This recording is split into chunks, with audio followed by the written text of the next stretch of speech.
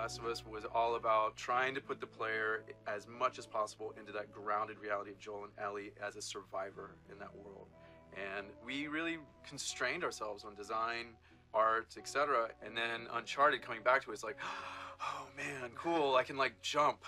Like, I remember on Uncharted 2, we like kind of just started figuring out set pieces and how to get set pieces on the stick, so you're really playing through a collapsing building or a sliding platform or fighting a helicopter.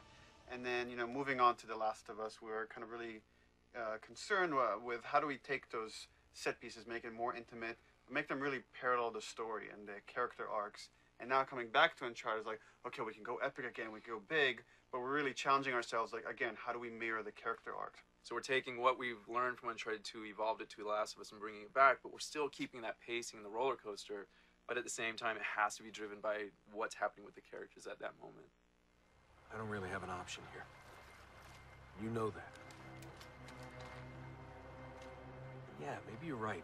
I've been out of the game, but I need back in. The Last of Us, we went to great lengths to try to create this reality, but we were still limited by the amount of overdraw the PS3 could handle, etc. And now the PS4 is allowing us to push so much more density. So it's fun to go back and go like, oh, look at the things we wished we could have done in Uncharted 1. It's just like, oh, this is easy. Like, let's just make this. So it's nice to be able to explore something and look back and go, wow, this, like, remember when we couldn't do any of this? It's kind of neat. From a character standpoint, the tech really allowed us to get more subtlety. And you're seeing hints of that, you know, in the trailer, how much we could show pain or grimaces or, you know, it's a subtle touch, but like as he raises his eyebrows, you know, like the color of your skin changes as the blood flows away from that compression. And all those things just let a realistic character become much more grounded, much more believable. Gameplay-wise, we're just going deeper and richer with all the mechanics.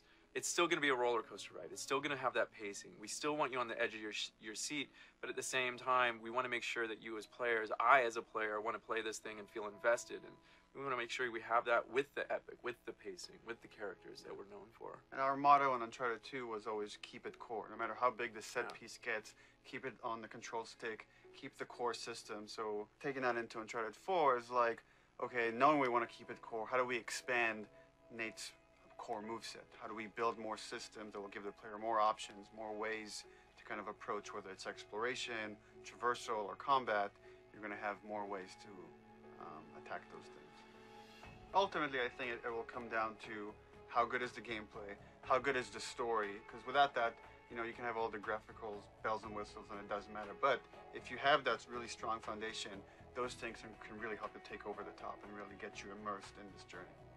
From Uncharted 1 all the way through 4, each journey dovetails into the next. So we've taken that chronology and the storylines and the relationships and just kind of evolved them into this next journey. And you can see, got a little bit of gray feathering inside of his hair now, got the crow's feet sort of around the eye, like I have. You know, it's like we're all aging with Nathan Drake. So can I count on you?